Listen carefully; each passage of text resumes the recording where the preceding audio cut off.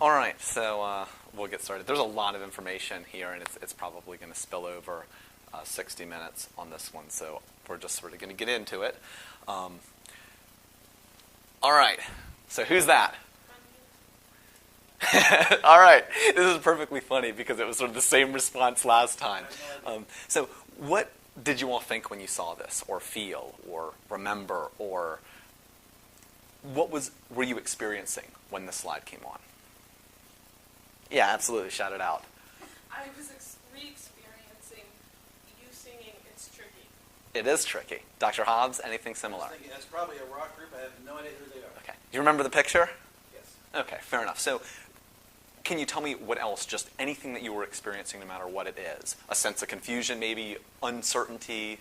I remember the lousy resolution picture. Okay, perfect. So the idea, in fact, that's even better because to someone who recognizes it as a symbol, sort of with a very distinct neuronal place in their mind, it instantly comes back to that. To someone else, we can begin to see that these associations that we're making can really be whatever it happens to be that we're noticing or is being distinctive about it, that we're paying attention to.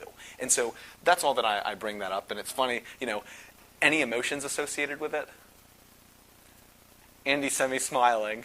Right, of course, I was looking like a fool and goofy, and so it's not just this picture you remember. There were lots of things tied into this picture, and lots of data that actually we pulled away from just what? We were on this slide for a month ago, maybe.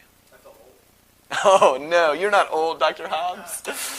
All right, so now we're going to get back into the same thing that we ended on, because these next 3 slides, or 2 slides even, are going to be so, so, so important, and without them, everything that I'm talking about is just going to be sort of based in nothing. So we're going to start with genetic learning. And so what we're going to be talking about when we say genetic learning, it's going to be the biomechanical consequences of the genes following their genetic blueprints. So what this is getting at is the reason why all baby humans are more like baby humans than baby turtles, and why baby turtles are more like baby turtles than baby humans. So these are sort of fetal pictures, and this guy's so cute. You could see his little baby turtle shell and turtle brain. And so again, these are the blueprints of how our organisms are going to form. So it's saying things like make this protein at this time, this protein go there, this cell differentiate this way, this cell differentiate that way, and ultimately is going to sort of form our macro structure. And so this idea of the hip bone's connected to the knee bone, right? And we get this cute little song. But the same thing's going to happen in the brain, but we don't have sort of a neat little ditty for it. But we're going to have roughly the same structure to our brain. So, you're going to have the spinal cord coming up into the brainstem, coming up into the thalamus, going out into different areas. All of those nuclei, all of those representations of distinct cytoarchitecture, those different cell structures forming different connections, are roughly going to look the same. There's going to be differences in the nuances of them, but again, on a macro picture, we're going to see the same sort of thing. So we're going to see a rough hardwiring that is going to be genetically driven. And because of that hardwiring, there's going to be some pathways that we're born with, some things that we know at birth. So, for example, we know how to breathe. Humans know how to breathe at birth. We don't have to learn that. We have simply a reflex arc.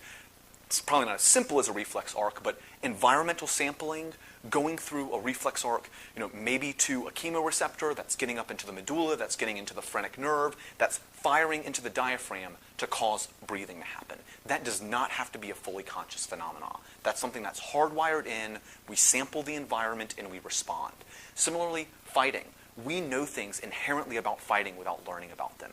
We have reflexive ways of attacking and defending ourselves. Similarly with sex, you'll see this in lots of animals. There's lots of fixed action patterns that we know to help us get by in sex. Lots of animals have these. Of course, humans, we can expand our repertoire for these 3 way beyond what we know at birth. And lots of other mammals and reptiles can too, and even insects a little bit. But again, this idea of having stuff at birth, not because we've learned it through this associative type thing, but simply because we've been wired up this way, so physicality translates into something else. And I'll show you a couple of quick videos. So here's a video of a baby chameleon.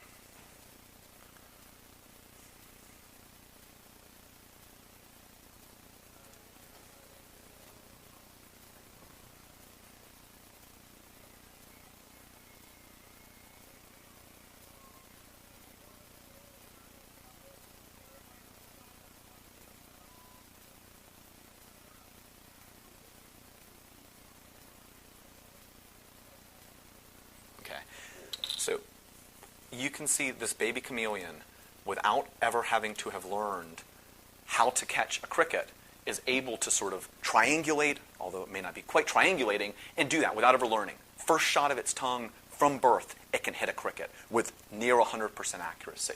And so again, we can see the same sort of thing in a baby human. There are things that we can do that are relatively complicated muscular patterns.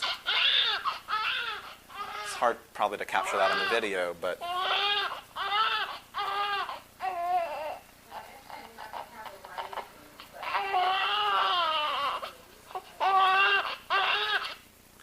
so again, the idea is that we can have some pretty complicated actions without ever having to learn them.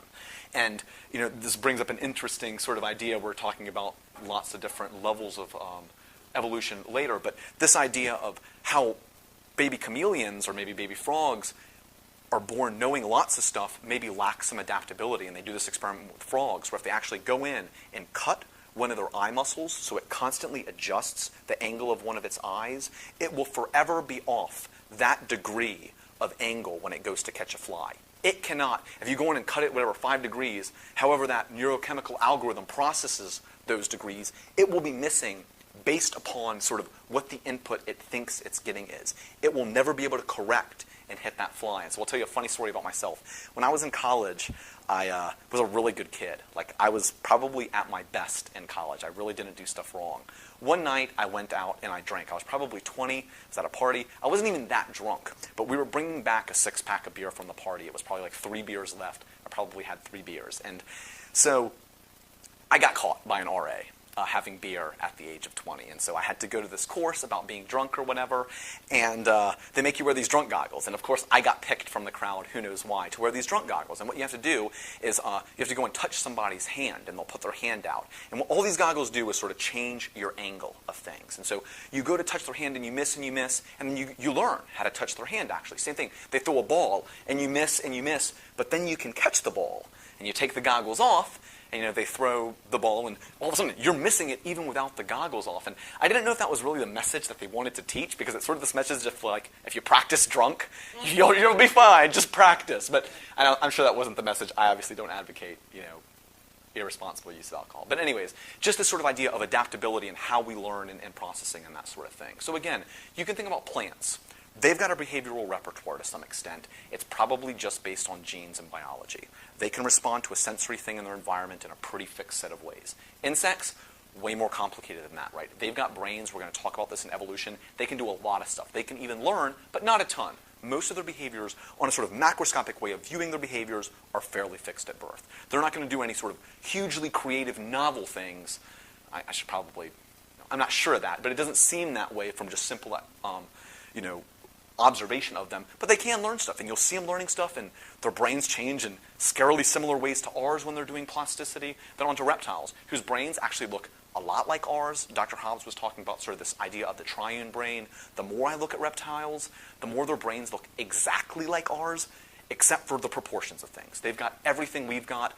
Brainstem up, we say that they don't have these cerebral hemispheres. They do. They're just tiny in comparison to ours, but their organization as far as, medulla and what goes on in the medulla, pons, midbrain, thalamus, those sorts of things are roughly performing the same processes, or at least appear to be, based on sort of what we're seeing. And there's obviously mammals and primates and us, and we're able to see sort of higher levels of this sort of differences as far as what we can do from learning. And this is, again, going to get at this idea of quality from quantity, right? So we're all born with roughly the same number of genes, roughly in the same locations, making roughly the same proteins. We all have 1 heart, 2 eyes, 1 nose, 10 fingers. That's what our genes is sort of saying. But the proteins within them, the sort of makeup of the cell, the way that it responds in a quantitative or qualitative way, is different at birth. And those differences can be huge. So, we've all got roughly the same wiring, but the strengths of the wiring, the relative numbers of the wiring, the proportions of the wiring, our sensory stimuli, all of those things can be different, and you run that over time, and you can see this huge divergence of sort of things happening just from the genetic level without sort of stacking stuff on top of that. And we're going to talk a little bit about spin in and spin out. So these things, some things that are sort of very similar early on can spin out to huge differences, and things that appear different early on can sort of converge based on sort of environmental stimuli. So the next thing is biologic learning. And this is this idea of there are certain times in our life when we physiologically sort of program our bodies to respond a certain way throughout life. And this is not sort of the way that we think about textbook learning. And so we've talked about a few physiologic set points. So the idea of glucose handling, right? A fetus samples its environment for glucose and makes a determination of how we are going to handle glucose for the rest of our lives. That is going to change one variable in glucose handling forever, practically. Similarly with Meany's rats, we're sampling stress, we're changing one small facet, one variable of stress handling that can influence us for a lifetime. And again, these aren't deterministic. The stress system has ACTH feedback, it has tons of other feedbacks, lots of sort of amygdala stuff, nervous system stuff. And so, again, we're just changing one thing, so it's not going to be deterministic. Just because you had this happen doesn't mean you're destined for a life of stress. It means that one part of your system has been set in a certain way over time. And this is going to happen for tons of things. Hundreds of things, thousands of things, who knows. Getting into maturational stages, these are things like, when does our brain myelinate? When does it prune? When do we go from sort of primary language area to secondary language area? When do we hit puberty? There are these changes that we go through that changes the communication in our body. The same sort of stimuli now biologically is being processed differently. So you're 11, or say you're 8, you see someone of the opposite sex, it has one set of biological responses. You're 14, you see someone of the sex you're attracted to, and you get a different sort of set of biologic responses, which is going to change your behavior, it's going to change your learning, it's going to change your shaping, etc. So again, the important thing here is we've got to be able to integrate this, right? Because without environment, there's no genes. Without genes, there's no biology. Without biology, there's no individuals. And without two individuals here, I would be talking to myself. And so, again, I put this picture here. And what do you all notice about this picture? It's sort of hard to see. Like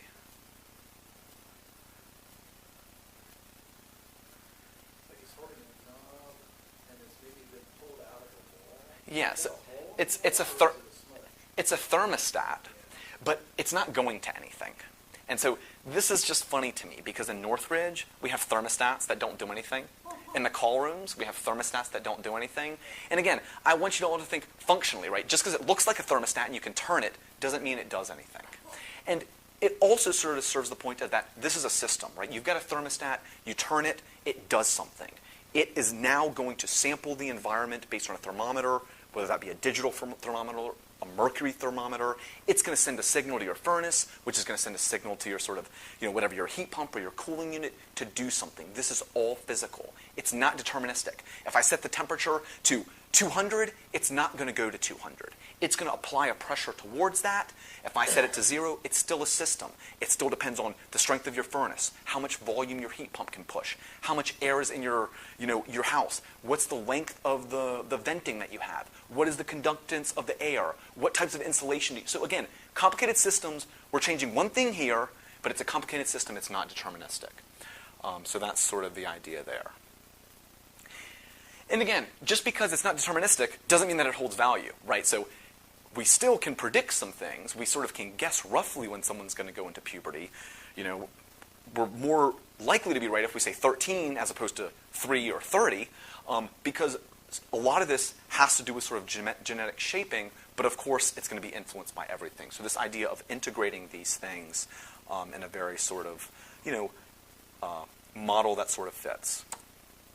So this is going to be what we're going to be mainly talking about here during this lecture and the next lecture, which is associative learning, which is going to be this idea of creating associations from our basic hardwiring into more and more complicated sorts of things. And so we're going to go back to our elementary math here, and we're going to cover a couple of basic properties.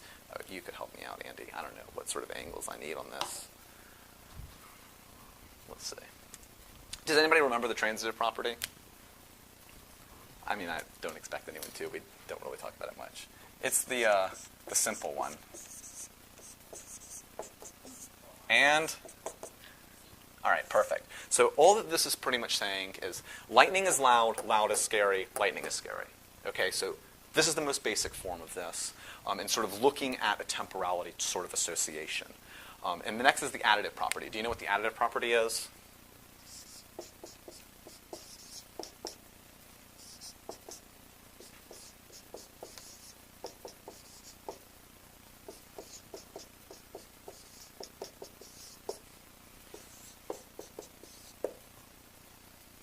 So I mean, the idea is that we can substitute all of these things and it can equal a plus b plus f, or a plus b plus c plus d. And this is the idea that we can begin to pack huge amounts of data, you can imagine, as you would expand this into sort of lesser numbers of neurons. We can construct sort of lots of data in certain areas of things and allow us to have a huge vocabulary with a limited number of neurons. So that's the basics of that. And how it's going to look neuronally, we'll talk about more, whether it's going to look more like a plus b plus c plus d or more like e plus f. And it's going to be obviously a mixture of both. And we'll get to the neuronal stuff eventually, hopefully, a little bit today if we have time. And, you know, at this point, can you, sorry, thank you, Andy. Perfect. You know, the reason we spent, you know, you're asking, why are we spending so much time on biology and genetics is this is going to be completely built on, you know, the biologic mortar and the genetic bricks of things. Because that is what is going to give us our most fundamental of letters, which is going to allow us to construct these things. That is what is hardwired within us. We don't need to learn those things. And the argument that I'm going to make is from that learning and the learning that sort of biologically and genetically follows over your life, that is the only way that you can learn and experience the world. And so it's this idea that you have to be a sensing creature before you can be a thinking creature. And so this is going to get back to an idea of chaos and spinning in versus spinning out. And this is a simple Lorenz graph. And what you can see, it's sort of hard to tell because this picture is super blurry, but you have 2 points that start relatively close to each other, but not the same. And they tend to track together, and then they start splitting apart, and ultimately they get separated enough so that their 2 patterns are not at all correlated. And this is just simply the idea of chaos. So going from left to right, we have what is known as spinning out. So 2 very similar phenomena leading to very different things, and if we go right to left, we have the idea of spinning in. So this is a system that's going to push to order, this is a system that's going to push to disorder. And we're going to see a little bit of both of those in the brain and in behavior. And the reason I'm showing this here is because, again, we have this idea of topography and why do certain parts of our brain tend to look the same and then sort of disorganize. And my guess is that we're wired in such a way that the math is just going to push it that way. It can push, but so hard, you push harder and it breaks. And you'll see this with lots of systems. The harder you push it, the further you push it, the more likely you'll start to seeing this breaking up of topography and this spreading into sort of a much more difficult to determine sort of picture. And that will have some implications on what we can know about an individual based upon their sort of brain. Let's see, do I ever want to cover more? All right, so we can take a quick look at that. Happening in action, much prettier. So this is a simple Lorenz attractor model. And again, there's 3 different colors here that's running. And you can see, I don't want to necessarily run the whole thing. They run together, and then we'll just let it run.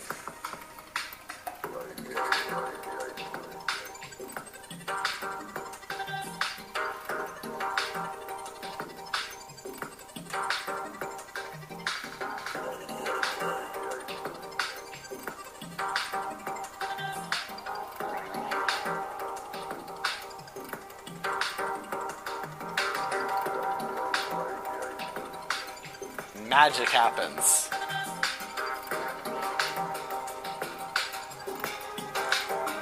So again, you can see how they ran together and then they sort of become dissociated types of patterns that happen.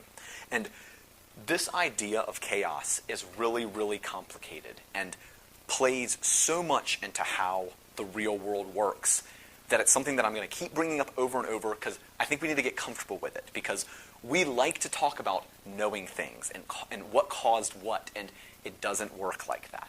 It's a lot of chaos. And when we can hang our hat on something, we should be very happy about it because it's going to be sort of stuff that's few and far between. So again, we're getting into, is there a clock in this room? Okay, I've got my timer here. Oh, there's a timer up here. So we're going to be talking about nubits. And so what a nubit is a neural bit. And again, this is just getting at the idea of, a bit is a binary digit, which is sort of the simplest way that you can code things. Noobit, which I like to call a noob, is going to be the most fundamental way that we can express data in a neuronal firing pattern. Whatever that happens to be, I don't think we know that yet, but I think it will sort of ultimately become something that we get closer to. So this idea of we can take a physicality from our environment and express it in a neuronal firing pattern. So there's going to be tons of these examples, but simple one. There's a photon of light that comes in. It strikes a photoreceptor. There is a physical change that happens. It is going to get translated into ion flow, which is going to get translated into action potentials. This neuron to whatever pattern it gets expressed in, that photon is going to be expressed as a new bit of neuronal translation. Whether it's going to take 100 photons or whatever, I'm not talking about the details of it. I'm getting sort of a squinty.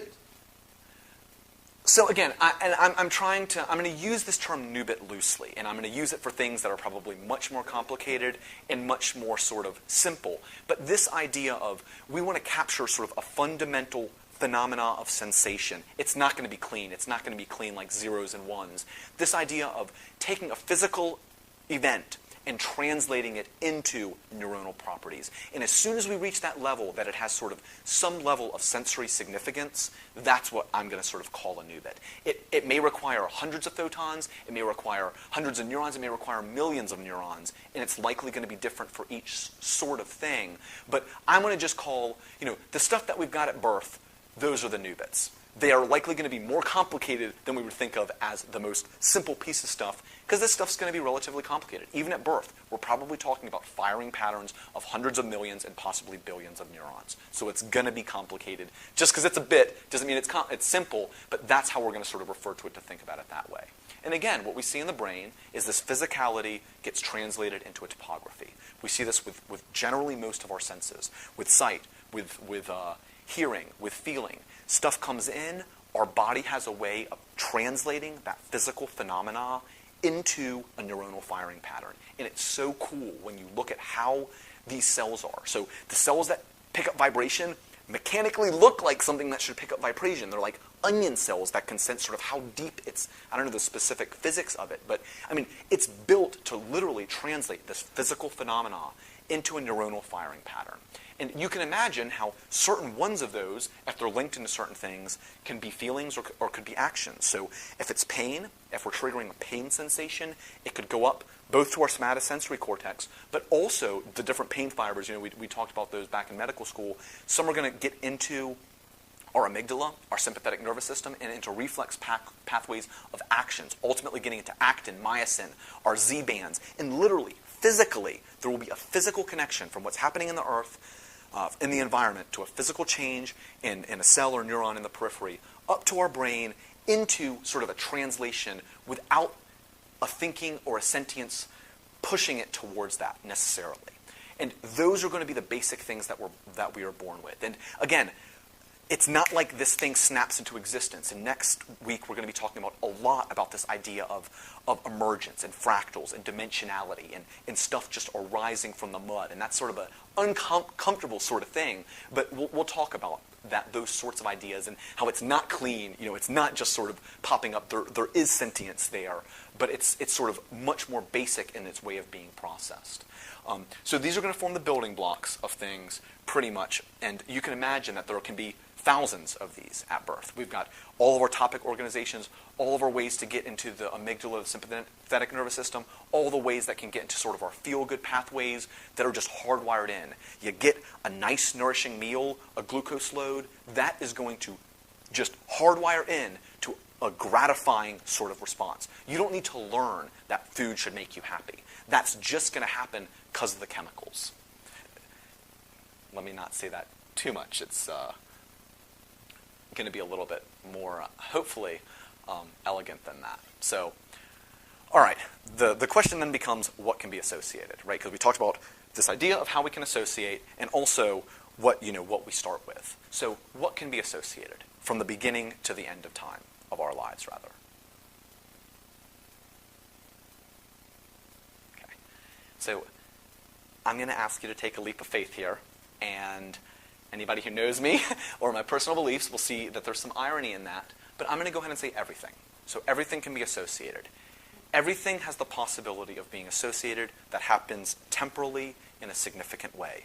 And again, that's probably not true. Probably everything can't be, at least directly, but it has the semblance of that. So on a macro level, there is the semblance of that. And so when we talked about that Run DMC picture, anything could have been associated with that picture that you were experiencing at that time in a meaningful way. And what's going to determine that association is going to be these neurochemical algorithms that we're going to talk about a lot. And some of them are going to be sort of basic hardwiring stuff. So my guess, and I've never read this, I've never seen it, but my guess is that it's true, photoreceptors in our retina are just going to be wired differently than photoreceptors on the periphery. They are going to have some way of showing more attention, getting more glutamate, making more associations happen. The stuff that's coming in the middle on the retina is just going to associate more. I see no other way around it, whether it happens just naturally or whether that process just pushes towards it. That's just the way that it seems. There will be lots of times when that happens. Certain environments will be more keen for learning, so everything will cause more learning, whether that be cortisol or glutamate or caffeine or whatever. Certain things will be selected for, driven for biologically, and some things will just happen because that's how we make the associations. So again, if you stop and think about it, that pretty much is how it works practically. We learn by associating things in time. They can be things that are coming in from our sensory environment externally, from our sensory environment internally, or from our sensory thinking environment internally in our brains. Those things that are sort of in our perception, our working memory, our consciousness, from whatever source, can be associated based on their neurochemical algorithms. And that's a big set of information that we're going to sort of spend the rest of the next couple of weeks sort of talking about how that maybe happens neuronally and otherwise. All right, so we're back to our MGM lion, and here we got ars gratia artis, which just means art for the sake of art, and I look up everything that I sort of put up here just for learning's sake. And I don't know whether that's like an awesome expression or makes no sense at all. Like I can't make up my mind. It sort of got me stuck. But anyways, so we're going to be talking about some silver screen stuff, and we're going to talk about some analogies, and it's, again, any analogy that's going to be talking about learning or sentience is going to be just flawed from the get-go. But that's what we're going to try and do. So the analogy is going to be, the silver screen is going to be perception. And perception is everything that we are conscious of on any sort of way. So even stuff that we call unconscious, we are conscious of in some sense because it is in our perception. It is in the background, we're not consciously aware of it, but it is neuronally firing. It is going on in the present of things. Yeah, what's up? You ever read Pwning? I have not. What's Okay. that about? Okay. So, About decision making and all It's that. about how the subconscious, even though we don't really have access to it, we use it, and it is in Yes. some way there and always working and to a higher level than we can. the way that I would think about it is, Don't talk about the Freudian No, unconscious. that's not that. Yeah. what I'm saying is that if it wasn't there, it wouldn't be there. We wouldn't have a name for it, right? So now we're not always, so there are things in our unconscious that are not necessarily in our perception, but anything that is in our perception to some extent, even if we're not fully conscious of it. So I'm not saying that everything that is in our brain is fully in our perception, but anything that's firing, anything that's going on. I should be careful about what I'm saying. The idea is that just because it's not bang in the middle of our mind, if it's going on in our perception, that's sort of what we're going to be thinking about being on the projector screen. So we got a projector screen, that's our perception. Or maybe you could say that if it's been evolutionarily adapted for it to be at the center of our attention, it will be. And the other stuff maybe isn't that important. That is, we don't have to know what your current heart rate is. But you're going to have to know where you're sitting so you don't fall off on the ground. So what I would say is that our heart rate, even though we're not aware of it, is going to have a representation almost 100% of the time that we are having perception on this screen.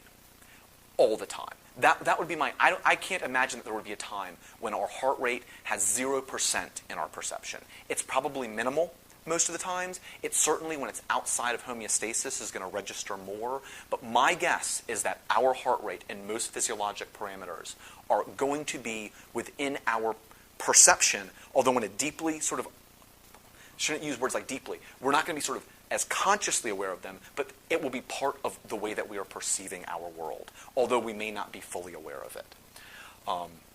So again, the projector screen is our conscious. The projector is our brain. That's going to be the algorithm that's going to put stuff onto the projector screen. And then we're going to have a videotape. That's called My Life. And that's going to be the environment that is whacking our senses. So you get this thing going. You put it in, and you hit play. And so what happens is the information on the tape is being translated by the projector. And a simulation of that is being put on the projector screen. All that the projector knows at birth are these basic new bits. It is taking this information in from the periphery, and if it comes in the pain way, it goes through that pain pathway and gets projected, each in its own sort of attention sense. We haven't talked a lot about attention, but each in its own sense is getting displayed on this. And you can imagine there's lots of characteristics that define stuff, either size or brightness or shape. And you can imagine each person's projector is a little bit different. It might read some parts of the film brighter than others, or less bright, or bigger, or smaller, or whatever. We have our own differences, but roughly it's going to view the environment in certain ways and project certain things up here. At some point, two things that are projected can get associated because their strength of sort of occurring together is happening at a high enough level to reach significance. And when that happens, we're going to create a higher level new bit. So you've got all the basic stuff going on. When two things get associated, whether it's a visual thing and a visual thing and an auditory thing and a feeling, whatever, when those two things happen in such a way that we can associate them, we're going to form a more complex new bit. There is going to be a change in our neurons that's going to change the way that our projector processes the environment. So when some new information comes through that has that same combination of visual and auditory information, it has a choice. It can, and I don't know what the specifics of it is going to look like. It can either display that higher second order new bit alone. Maybe if it looks more like the visual one than the auditory one, it maybe projects the visual one and a tiny bit of the combined one and a little bit of the auditory one. Again, it is presenting this picture in our perception that it appears seamless, but it's containing these neurons that hold many things, like these letters. The only thing about the letters is that you either have a letter or you don't. As in this picture, when it runs something, what it might put in your perception is rather than A and B, sort of a light A and a brighter B and maybe a semi-light A-B combination of things. And that is the way that we are going to begin perceiving our world. And that is the way that we can begin to construct sense from our world, from connecting these sort of unconnected ideas at birth into higher levels of organization of neuronal sort of firing patterns. So as you create these more complex sort of firing patterns in our brain, they're going to contain remnants of sort of what is below them, and they can be fine-pruned. So if we make some sort of symbol or new bit higher up that tends to not have one of the sort of other components to it, that can be shaped to some extent, but it's possible that that association is made so strongly that it is forever going to contain those associations that were made early on enough. And you can imagine how, from these simple basic rules, you can begin to get sort of a thinking system from sort of simple rules in a non-random environment. And we'll talk about that a little bit moving on here. So again, as we move on to more and more complex stuff, when we start talking about symbols, I'm just talking about new bits that have become more and more complex. So let's talk about a real-world example that's going to be super obvious. It's not going to happen like this, but it can allow us to begin to think about things. So let's just think about what happens when a baby is being fed by her mother. So this is going to be happening a lot, but let's just think about the first time. So the baby is going to be picked up by mom, is going to be feeling mom's skin, is going to be smelling mom. There's going to be proprioceptive inputs of the way she's being held. There's going to be the temperature of mom. There's going to be, the view of mom's breast there. And you've also got to imagine a baby's vision is about, 18 inches in front of them. So again, you've got to think in the baby's world what's happening. That input is coming in. Going to be feeling the texture of mom's breast, is going to be getting that sort of proprioceptive input from the sucking, is going to be getting the taste of the lactose, is going to be getting that sort of feel-good sense. So all these things are coming in. Then there's going to be random stuff that they're experiencing. The whirring of the vent, crickets chirping outside, the TV on, etc. All of these things are going to come onto our sort of perceptual screen. If two of them have enough salience together, sensory salience together, they can begin to get associated. And it does, again, there's going to be things that are programmed in us that are going to push towards certain things, right? So, like I said, the retina, whatever's focused in the retina, is going to push towards certain things. Having sort of a reward, so that sort of lactose loading, that nutrients is going to be a reward. That's going to sort of push you to learn about this situation. It's important. It's going to help you survive.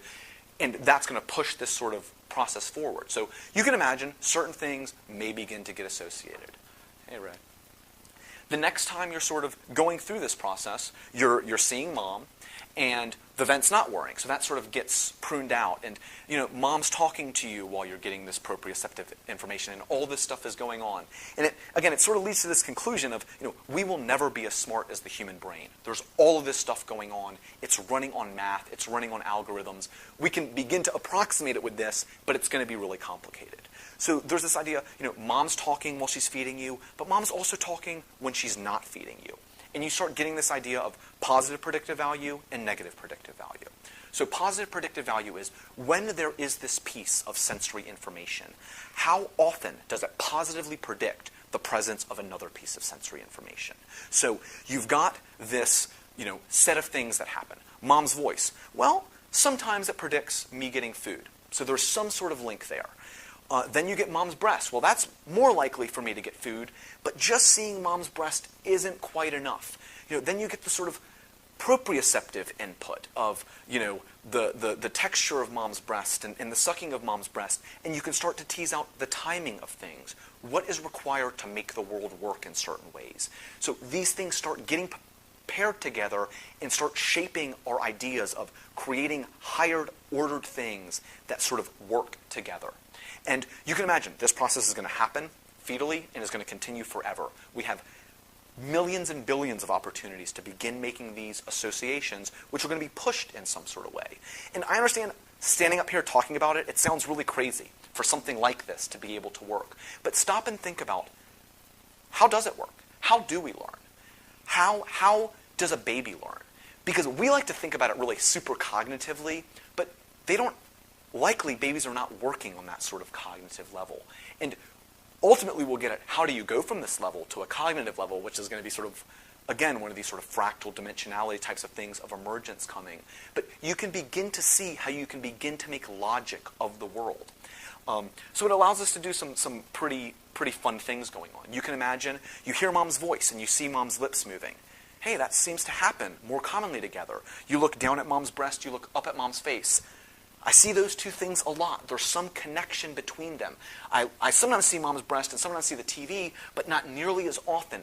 We're beginning to shape things. We're putting these sensory pieces of information together.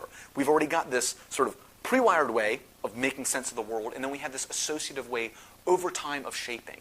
And that's going to allow us to begin to sort of form the most basic of sort of sensory ways to begin to most basically make sense of our environment.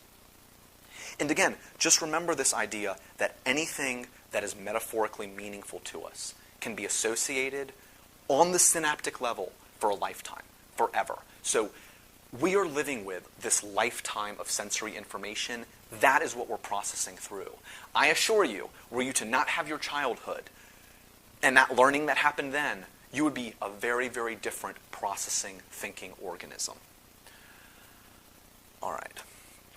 So I presented a ton of information. It is not at all simple. So thought processes so far. Is this sort of like just sounding a little bit out there? Is it? Okay, fair enough. So let's think, again, this analogy is super, super simple, but I think that on the most basic level, we can agree that our experiences are going to shape the lens which we view the world. Our experiences are going to shape our projectors' algorithms. We start simple, and we have to have some way of building in complexity. And so let's think about what maybe, if you buy this model, what it allows you to sort of begin to think about. So people will often say, what do babies dream of? Babies dream, what do they dream of? And I think that this model would allow you to sort of say, well, they're going to dream how they perceive. How do babies perceive? They're perceiving in the way that they know how to perceive, on their level of sensory information. Their understanding of the world is the feelings and the connections that they have. And again, you can begin to think about this. How does a dog perceive at this point? You can begin to start thinking about it. What are their sensory abilities? How far have they connected it up? What is their life like? How can an insect perceive? And it's awesome. They've been doing studies on ants. Ants go into what looks like what they call RAM, which is rapid antenna movement sleep. It looks very similar to our REM. They go from theta waves to delta waves. They seem to sleep in all intents and purposes as far as desynchronization of neurons. Just very, very fascinating stuff. Again, it lets you sort of play with other ideas. You can think about sort of Melanie Klein, right, in the paranoid schizoid position. Freud's oral phase, the splitting of mom, the separation of mom's breast from mom. And again, when you start thinking about these ideas, early on, you don't have a conception of breast. You don't have a conception of mom. This idea of object constancy is not quite yet there until you've shaped your world into a sort of way of understanding that these things are temporally related.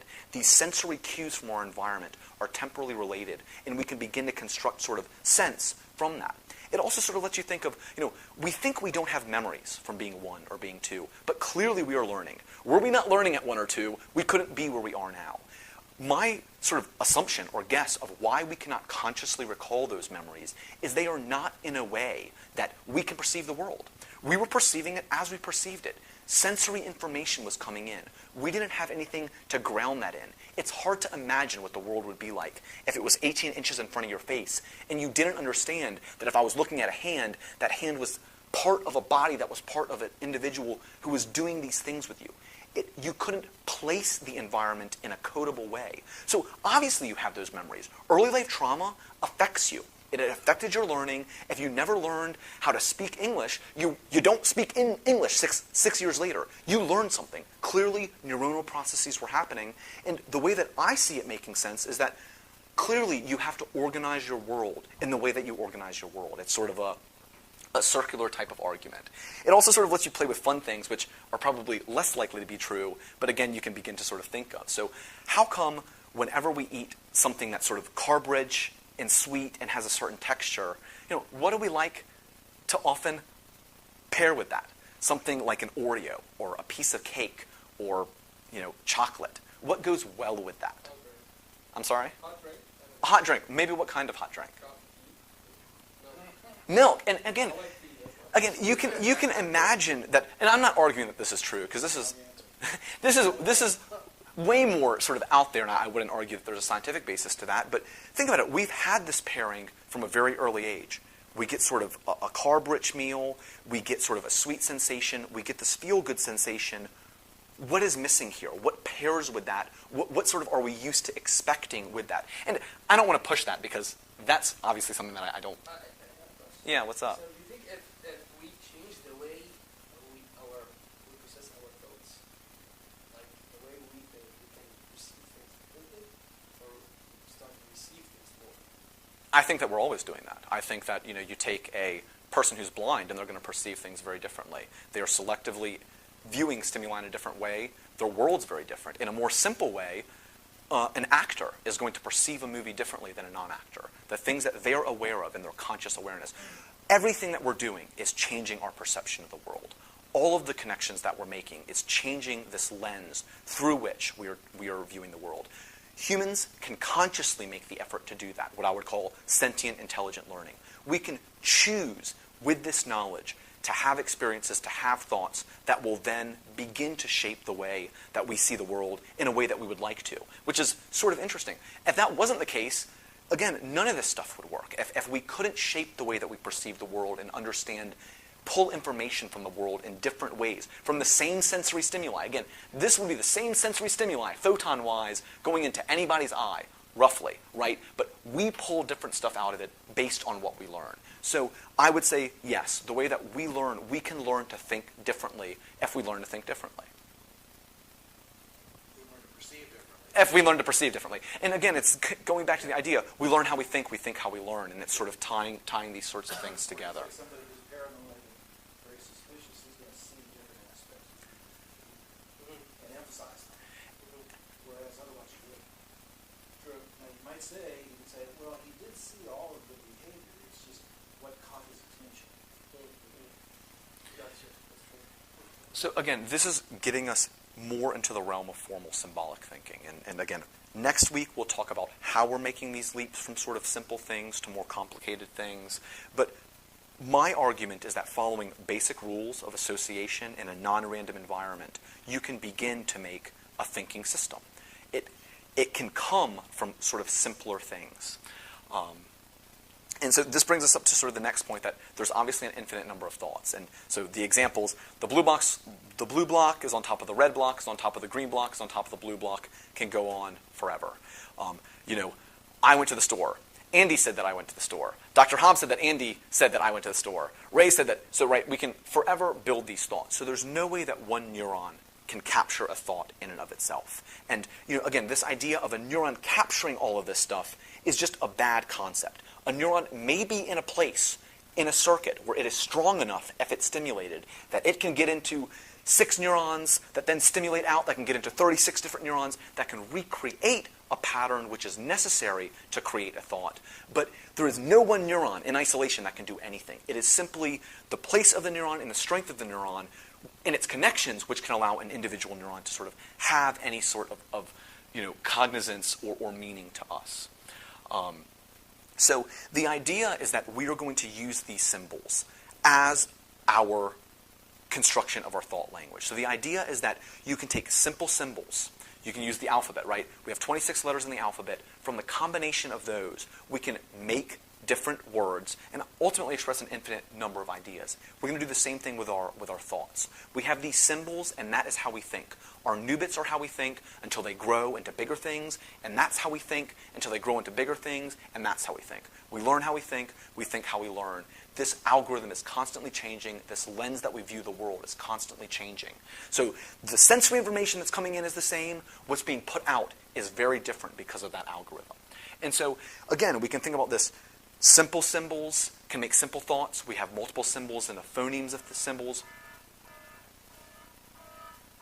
I thought it might be a real alarm. So, again, you can imagine the more complicated words of symbols, sentences of symbols, into more and more complicated thoughts. So again, just a very simple sort of, this is me pretending I'm cultured, but obviously failing because you don't read Chinese this way. But when you're first viewing this character, for us, it has no meaning outside of these, we can view it as a set of sort of lines superimposed or different angles of things superimposed. But that's all the meaning that we're going to get from it.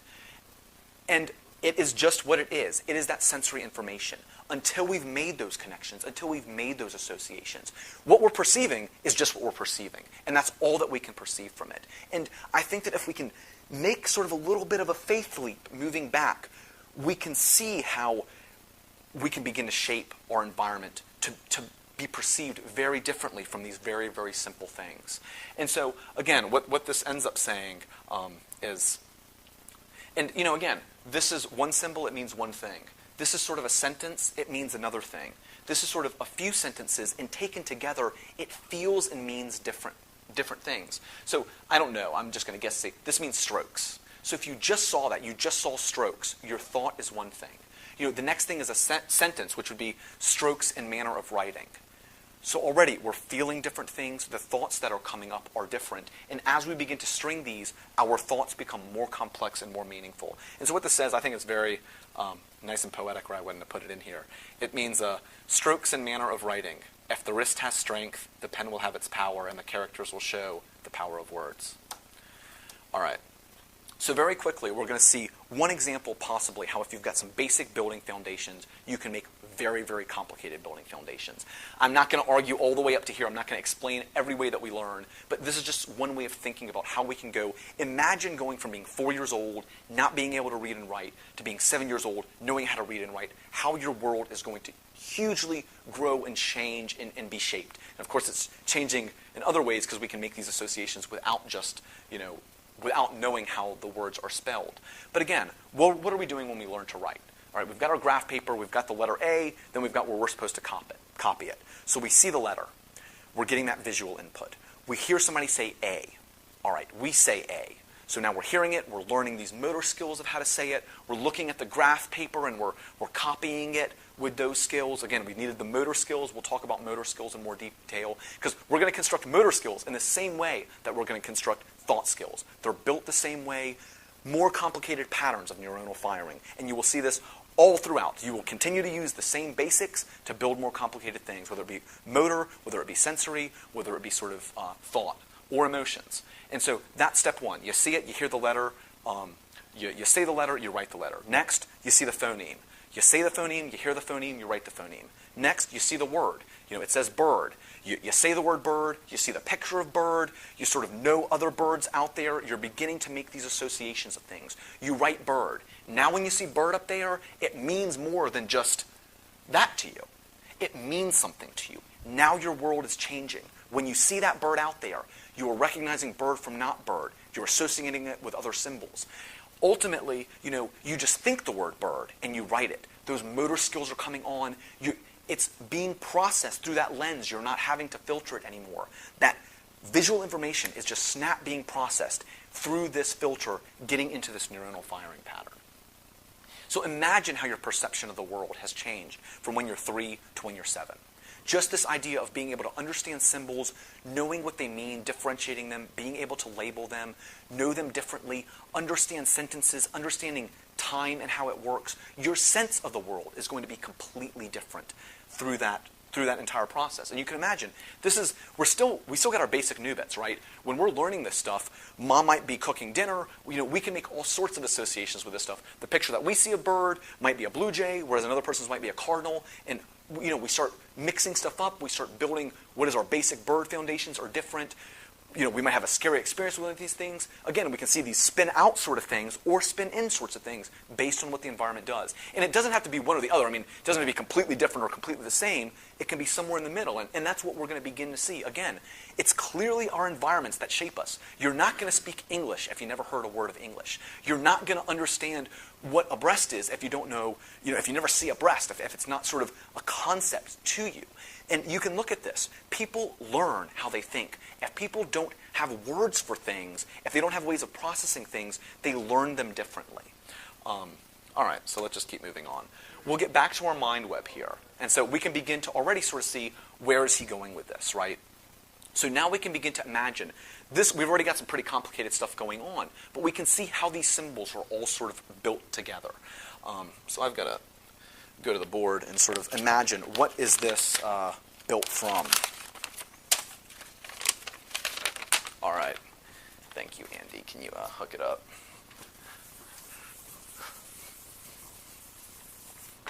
All right. So we can say our lion is made up of, and I'm just making this up. And this is going to be like bold or whatever. G&M will be bold. And so, again, this is going to be completely reductionistic, not true of what's actually going on, but we can begin to imagine this sort of stuff, right? So A is our simple, basic new bits, whether they be emotive or sort of simple sort of sensory information. These capital letters can be, and so A or B can be something like the spatial data or that smiley face, sort of these emotive pieces of data that we've had from early on. Again, they're going to be more complicated because those emotives are going to be associated with other things, but at their core, they're still going to be holding this basic data. C, D, E, and F are sort of our multimodal sensory data. Stuff like the picture of the lion, stuff like the sound wave of the lion.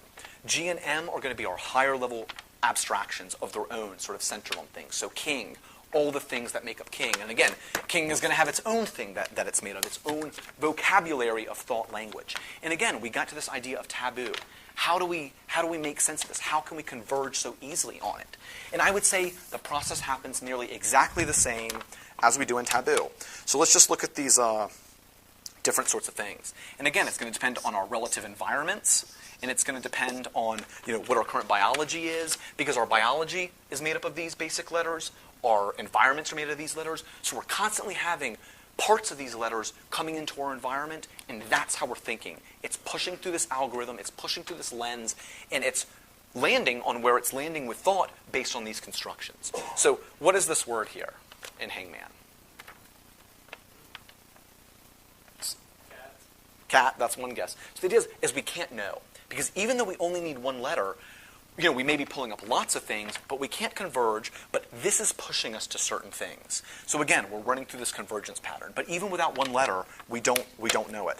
All right, what about this one?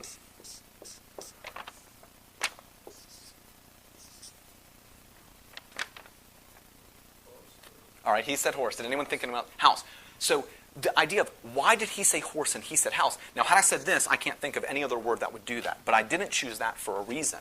Because why he said house versus horse had to do with how strong are these connections. Why your algorithm's different than his algorithm, but not only that, what you're thinking, what's running through you, what your biology is right now, what your physiology is, what's coming in your environment is pushing you differently than is pushing him. And you may have had horse there also, to a lesser extent, based on this pushing of things, this neuronal pushing of what's going to be pushed into perception based on these attention algorithms. So we can keep doing this a couple of times.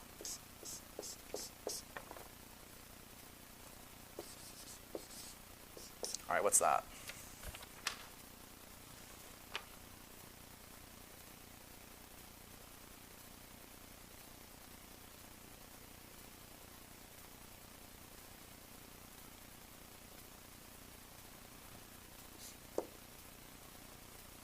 Oh, no, hear it. I saw Andy shake. What is it? Night. Okay. So I can't think of another word. I didn't spend a whole bunch of time that we could do without the I. I was really hoping that Andy was going to get it, like this whole woman saying knight in shining armor thing. But anyways, so again, oh, that's fair. I shouldn't say that. I know Andy long enough. I can say that. But again, this idea of pushing a convergence, we don't need the full data set. All that we need is the information that's going to allow us to converge on this and not converge on not this. And again, sort of another example that's sort of the extreme of this, and I love this word. And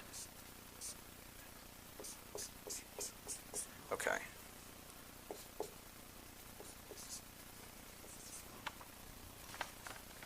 Is that an N? Yes, sir, it's an N. Not that that made it better.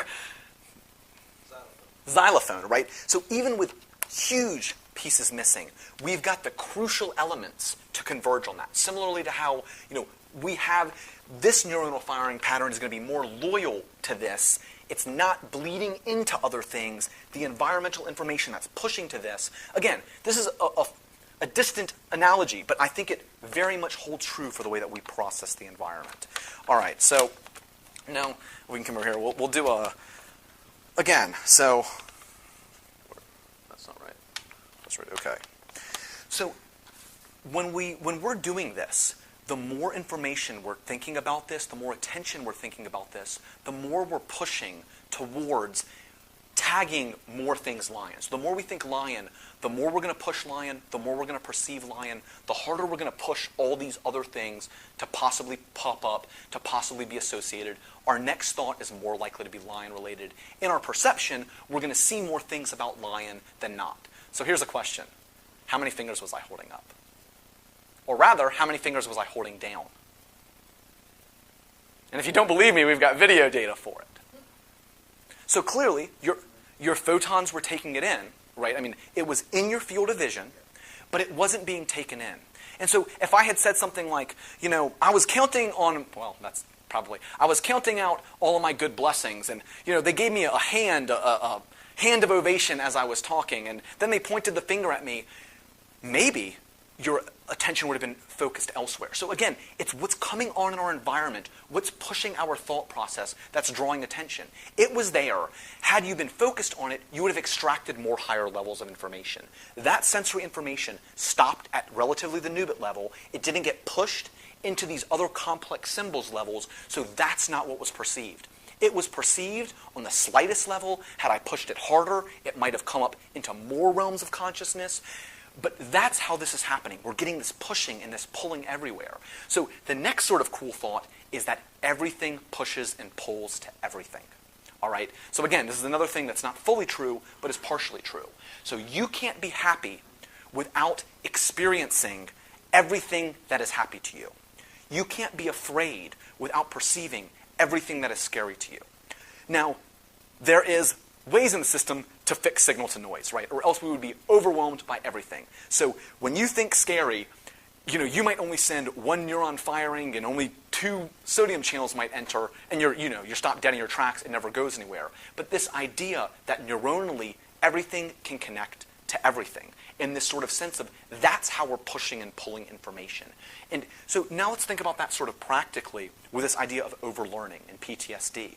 So when you have an experience with something that's very scary, all of a sudden, that information becomes information that you want to filter towards. It's sort of constantly being pushed towards.